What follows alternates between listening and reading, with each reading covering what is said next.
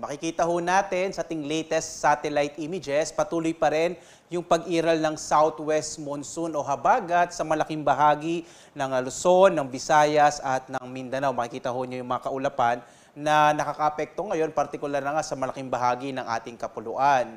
Samantala naman, ating minomonitor ngayon ang isang low pressure area na nabuo kahapon at huliin natin itong namataan na sa 570 kilometers silangan ng Apari sa lalawigan ho ng Cagayan. Base sa pinakahuling datos natin, hindi natin inaalis yung posibilidad na ito ay maging bagyo sa mga susunod na araw. Kaya ho patuloy ho tayong tumutok sa pag-asa para sa latest update, partikular na nga dito sa low pressure area na ating binabantayan. Samantala ho, itong ang habagat ay inaas natin magdadala pa rin ng maulap na kalangitan na malaki yung tsansa ng mga pag-ulan, partikular na sa bahagi ng Visayas, ng Mindanao, Mimaropa, sa Bicol Region at dito sa may bahagi ho ng Bataan at Zambales. Habang ang Cordillera at ganun din ho itong Cagayan Valley, ito namang trough o extension ng low pressure area ang magdadala ng maulap na kalangitan na may kalat-kalat ho ng mga pag-ulan, pagkilat, pagkulog. Sa bahagi naman ng Kamaynilaan, gayon din sa Ilocos Region at nalalabing bahagi ho ng Central Luzon, inaasahan pa rin natin na mainit pa rin ho yung tanghali, subalit mas malaki yung chance ng mga pag-ulan sa hapon hanggang sa gabi. Posible din ho yung mga pag-ulan sa madaling araw, katangian ho yan ng southwest monsoon o habagat.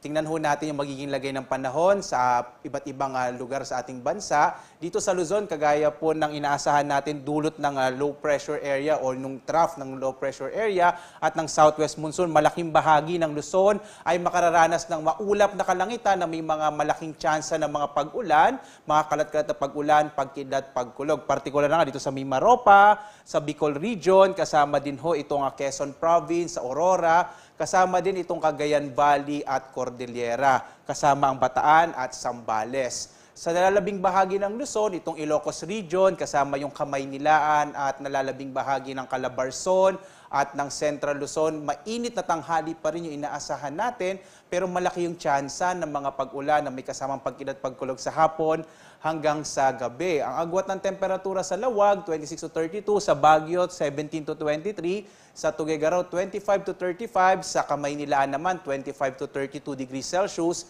sa Tagaytay, 23 to 30, habang sa Kalayaan Islands, 25 to 32, sa Puerto Princesa, 25 to 32, at sa Legazpi, 25 to 31 degrees Celsius.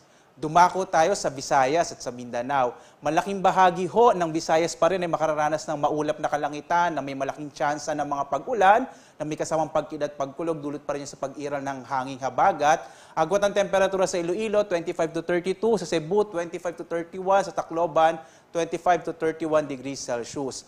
Malaking bahagi din ho ng Mindanao ay makararanas ng maulap na kalangitan na may malaking tsansa rin ng mga pag-ulan, kalat-kalat na pag-ulan, pagkilat, pagkulog. Sa Zamboanga nga ang temperatura 24 to 32, sa Cagayan de Oro 24 to 31, habang sa Davao 25 to 31 degrees Celsius.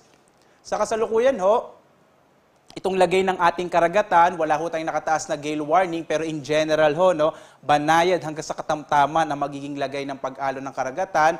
Delikado pa rin ito kapag meron hong mga thunderstorms, partikular na dito sa may area ho ng Visayas, kaya iba yung pag-iingat sa mga malitas sa sakyang pandagat at malilitang mga bangka kapag meron tayong mga thunderstorms o mga pagkidlat pagkulog.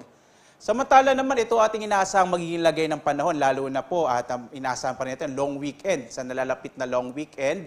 Makikita ho natin itong Kamaynilaan, tamang-tama sa mga dadalo ho sa inaasahan itong sa FIBA ngayong Biyernes. Inaasahan natin medyo mainit at tanghali pa rin ang ating mararanasan, pero ho mainam magdala pa rin tayo ng pananggalang sa ulan dahil posible yung mga thunderstorms sa hapon hanggang sa gabi.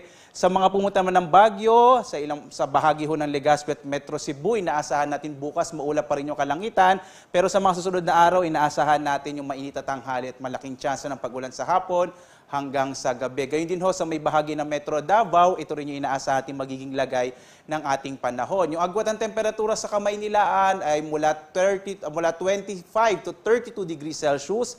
Sa Baguio, 16 to 23 degrees Celsius. Sa Legazpi, nasa 25 to 32. Sa Metro Cebu, nasa 25 to 32 degrees Celsius. Habang sa Metro Davao, ang temperatura natin ay mula 24 to 32 degrees Celsius.